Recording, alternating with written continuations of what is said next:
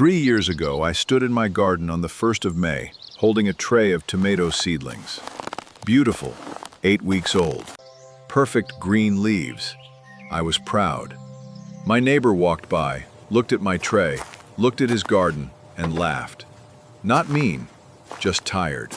His tomatoes were already in the ground, 2 feet tall, flowering. Mine were still in plastic cells, waiting for warm weather that had already arrived. I taught biology for 30 years, photosynthesis, nutrient cycles, root development. I had diagrams, textbooks, 30 years of theory, and I was 6 weeks late on the most basic timing in gardening. That May I got 12 tomatoes total. 12.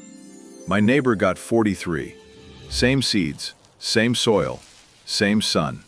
Different calendar, different month.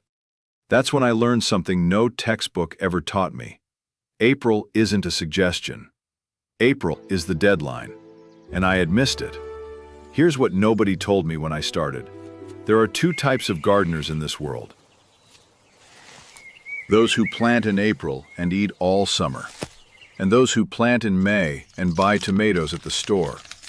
I was the second type, for 3 years, because I thought gardening was about soil and seeds and sunlight. It's not.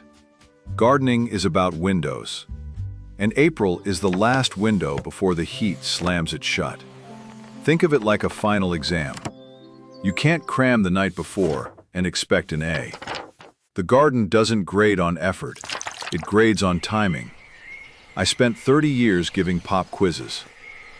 Now I was the one failing them. Let me explain why April matters so much.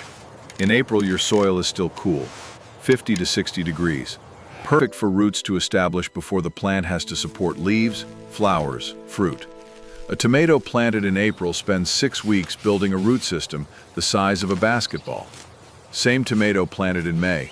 The heat hits. The plant panics. It rushes to fruit with roots the size of a fist. Less roots, less water uptake, less nutrients, less fruit. This isn't theory. I measured it. Dug up 2 plants in July. April transplant, roots 18 inches deep. May transplant, roots 8 inches. Same variety, same bed, different month. That's the data. I remember the exact moment I understood this. July 15th, 2 years ago. 100-degree heat wave. My April tomatoes were still producing. Dark green leaves, heavy fruit. My May tomatoes, same variety, same care, were wilting by noon. By 6 they'd recover, but the damage was done. Blossom drop, fruit abort. The May plants couldn't pull water fast enough because their roots never had time to grow deep. April gave those other plants a 6-week head start underground. That invisible advantage became very visible in the heat. So here's what I do now. I plant in 4 waves. Not a list of crops, a system. Wave 1, direct sowing. Wave 2, transplanting. Wave 3, warm season preparation. Wave 4, perennials. Each wave has a window. Miss the window, miss the harvest. Let me walk you through each one. Wave 1 is direct sowing. These are the crops that go straight into the ground in early April. No transplanting, no indoor starting, just seed meets soil. And here's something I wish someone had told me earlier. Direct sowing is not harder than transplanting. It's just different. You're working with the soil, not against it. You're trusting the seeds to do what they've been doing for millions of years. First on my list, peas. Peas are the biology teacher's dream. They fix nitrogen, literally pull it from the air and store it in their roots. Bacteria called rhizobia live in nodules on pea roots and convert atmospheric nitrogen into a form plants can use. I used to teach this exact process, drew diagrams, explained the chemistry, never thought to use it. Now I do. I plant peas where my tomatoes will go in 6 weeks. By the time I transplant the tomatoes, the pea roots have already deposited nitrogen in the soil. Free fertilizer. The tomatoes love it. I get peas in June, and tomatoes that never need synthetic nitrogen. 2 crops, 1 bed, 0 inputs. That's not gardening, that's engineering. And peas don't care about cold. They germinate at 40 degrees. I've planted peas with frost on the ground and watched them come up a week later like nothing happened. Next is spinach. And here's where I made another mistake that cost me 3 seasons. For years I planted lettuce in April. Lettuce bolts. It sees the long days coming and panics, runs to seed before you get 3 harvests. I'd plant a beautiful row, harvest twice, then watch it turn bitter and shoot up flower stalks. Frustrating, wasteful, wrong crop, wrong season. Spinach doesn't do that. Spinach is cold hardy down to 20 degrees. It grows fast in cool soil and gives you 6 to 8 weeks of harvest before the heat. I plant spinach on April 1st and eat salads until mid-May. Then I pull it and plant something else. No wasted space, no bolted bitter leaves. And here's a trick I discovered by accident. Spinach that survives a light frost is sweeter. The cold triggers the plant to produce sugars as antifreeze. Better flavor from worse conditions. The garden is full of contradictions like that. Carrots go in now too. And this is where most people fail. This is where I failed for 2 years straight. Carrot seeds are tiny, nearly dust. They need consistent moisture to germinate. If the soil dries out for 1 day, even 1 day, no carrots. The seeds start germinating, the surface crusts over, and the seedlings can't break through. I learned this the hard way. First year, planted carrots, watered twice, got nothing. Blamed the seeds.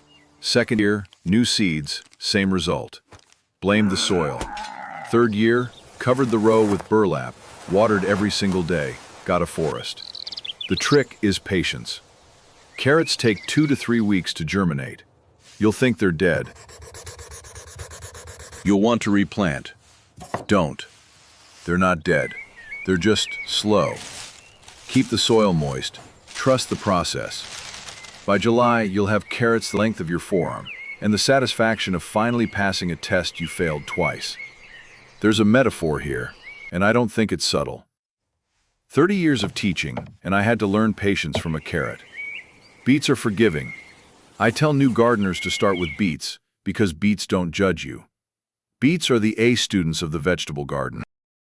They show up, they do the work, they don't complain. Plant them half an inch deep, an inch apart. They'll germinate in a week. And here's the bonus, you get 2 harvests. The greens are ready in 30 days. The roots are ready in 60. 2 crops from 1 planting. I thin my beets at the 4-leaf stage and eat the thinnings in salad. Those baby greens are tender, slightly sweet, with just a hint of earth. My wife prefers them to the roots. Waste nothing. Use everything. That's the game now. One thing I didn't expect, beet seeds are actually clusters. Each seed contains 2 to 4 actual seeds. That's why you get clumps of seedlings even when you space carefully. Don't panic, just thin. Pull the weakest, leave the strongest. The pulled seedlings go in salad. The ones you leave become full-size roots. It's like grading on a curve. Everyone passes, just some pass bigger. Radishes are the confidence builder. 25 to 30 days from seed to table. I plant radishes between my slow crops, carrots, beets, parsnips. By the time the radishes are out, the slow crops need the space. It's like musical chairs, but with vegetables. The radishes also break up the soil crust. When they push through, they create channels for the smaller seeds behind them. I didn't read this in a book. I watched it happen. And here's one most people skip: Swiss chard. I replaced lettuce with chard 3 years ago and never looked back. Chard handles heat. It handles cold. It handles neglect. I've harvested chard in November with frost on the leaves. Still sweet, still tender. Plant it once in April, harvest until Thanksgiving. That's 8 months from 1 planting. No other leafy green comes close. That's wave 1, direct sowing. 6 crops in the ground by April 15th. Total cost, maybe $12 in seeds. Total time, 1 afternoon. and you've just secured greens for the next 4 months. But here's what most people miss. Wave 1 isn't just about greens. It's about momentum. Once you see those first seeds sprout, you're hooked. You check every morning. You notice changes. You become a gardener instead of someone who owns a garden. That shift happens in Wave 1. Wave 2 is transplanting. This is where the April deadline becomes life or death. This is where I lost that first year. This is where most people lose. If you started tomatoes, peppers, and cabbage indoors in February, this is their moment. If you didn't, you have 2 choices: buy transplants or accept a smaller harvest. No shame in buying transplants.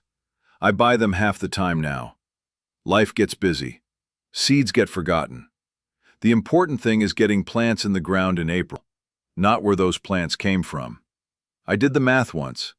A 6-pack of tomato transplants costs $4. Those 6 plants, properly timed, will give you 60 to 80 pounds of tomatoes. That's roughly 5 cents per pound. A single tomato at the grocery store is $2 a pound. The ROI on transplants is insane. But only if you plant them in April. Wait until May and that same 6-pack gives you 40 pounds. Wait until June and you're lucky to get 20. Same plants, same price, different harvest. Timing is everything. Here's the rule I follow. Transplant when nighttime temperatures stay above 50 degrees for 7 consecutive nights. In my zone, that's mid-April. Some years it's April 10th. Some years it's April 25th. I don't trust the calendar. I trust the thermometer. Cold soil kills transplants slower than frost, but just as dead. I lost an entire flat of peppers one year because I rushed. The soil was 48 degrees. The roots rotted. 12 plants. 8 weeks of care. Gone in 4 days. Now I check soil temperature with a meat thermometer. If it's not 55, the transplants wait. Tomatoes go in first. I plant them deep, 2/3 of the stem buried. Every buried node becomes a root. A tomato planted deep in April has twice the root system of one planted shallow in May. More roots, more water, more fruit. I add a handful of crucite or bone meal to each hole. Calcium for the fruit. Phosphorus for the roots. Takes 30 seconds. Pays off for 3 months. Peppers need warmth. They're tropical plants pretending to be temperate. If your soil is below 60 degrees, wait. I know it's hard. The peppers look ready. They're flowering in the pot. But cold soil stunts them. I've had peppers sit for 3 weeks without growing an inch because the soil was too cold. Now I warm the bed with black plastic for a week before transplanting. The plastic raises soil temperature by 10 to 15 degrees. It's like giving the peppers a head start they never had.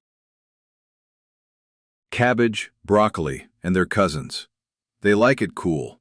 I transplant them earlier than tomatoes, sometimes late March if the soil is workable. These are frost-tolerant down to 25 degrees. A light frost actually improves their flavor. Sweeter. More tender. I space them 18 inches apart and mulch heavily. The mulch keeps the soil cool as temperatures rise. Cool roots, happy brassicas, big heads. That's wave 2, your heavy hitters. The crops that fill the freezer and the canning jars. By May 1st, all your transplants should be in the ground. If they're still on your porch in mid-May, you've already lost 2 weeks of growth. That's 2 weeks of root development. That's 2 weeks of fruit set. That's the difference between 40 tomatoes and 12. Wave 3 is companion planting, and this is where I turn from a gardener into a systems thinker. For years I planted in rows. Tomatoes here, peppers there. Carrots somewhere else. Neat, organized. Wrong. Nature doesn't plant in rows. Nature plants in communities, and those communities protect each other. Nasturtiums are my secret weapon. I plant them between every tomato cage. They're edible, peppery leaves and flowers, but that's not why I grow them. Nasturtiums attract aphids. They're like aphid magnets. The aphids go to the nasturtiums and leave my tomatoes alone. It's called a trap crop. I sacrificed the nasturtiums so the tomatoes could thrive. And here's the kicker. Ladybugs find the aphids on the nasturtiums and set up shop. Now I have a predator population established before the pests even reach my tomatoes. No spray, no intervention, just design. Marigolds go around the perimeter. French marigolds specifically. They exude a chemical from their roots that kills nematodes, microscopic worms that attack tomato roots. I had a nematode problem for 2 years. Yellow leaves. Stunted plants, roots that looked like they had tumors. I almost gave up. Then I read about marigolds, planted a double row around my tomato bed. Within 1 season, the problem disappeared. It's not magic, it's chemistry. But it feels like magic when you watch it work. The key to companion planting is this. Every plant should have a job. If a plant is just sitting there looking pretty, it's taking space from something useful. My nasturtiums trap pests. My marigolds kill nematodes. My peas fix nitrogen. My radishes break soil crusts. Every plant earns its place. That's the system. Wave 4 is warm season preparation. These are the crops that cannot handle frost. Zucchini, cucumbers, beans, corn. They go in the ground after your last frost date. For most zones, that's late April to mid-May. But preparation starts now. This is the wave most people skip. They wait until May, then scramble. Don't be most people. Zucchini and summer squash. I start them indoors 2 to 3 weeks before last frost. Just enough time to get a head start without the plants becoming root-bound. These grow fast, aggressively fast. 3 weeks indoors, then straight into warm soil. 1 zucchini plant produces 10 to 15 pounds of fruit. 2 plants feed a family. 3 plants, and you're bribing the neighbors. I made the mistake of planting 6 zucchini plants my first year. We ate zucchini every meal for 2 months. Zucchini bread, zucchini fritters, zucchini pasta, raw zucchini with hummus. My wife still flinches when I mention planting squash. 2 plants. That's the number. Trust me on this. Cucumbers are the same approach. Indoor start, outdoor transplant. But cucumbers hate root disturbance. Their roots are sensitive, almost temperamental. I start them in peat pots that go straight into the ground. The pot breaks down. The roots never know they moved. No transplant shock. No setback. They hit the soil running. I've experimented with both methods, bare root transplant versus peat pot. The peat pot cucumbers produced fruit 2 weeks earlier. 2 weeks is the difference between picking cucumbers in July and picking them in June. Beans are different. Beans hate being transplanted, period. I direct sow them after the soil hits 60 degrees. Usually late April in my zone, maybe early May in colder areas. Beans germinate in a week and produce in 60 days. Fast turnaround. Reliable harvest. I plant bush beans for quick harvests and pole beans for season-long production. The poles go up now, in early April, while the soil is still workable. Drive the stakes when the ground is soft. By the time I plant, the trellis is ready and waiting. Corn needs heat and space. 60-degree soil minimum. Plant too early and the seeds rot. I learned this by losing an entire planting to a cold snap. 50 seeds, 0 sprouts. The soil was 55 degrees when I planted. Looked warm enough, felt warm enough. It wasn't. Now I wait. Patience is a skill the garden teaches whether you want to learn it or not. I plant corn in blocks, not rows. Corn is wind-pollinated, and blocks ensure good ear fill. 4 rows of 4 is the minimum.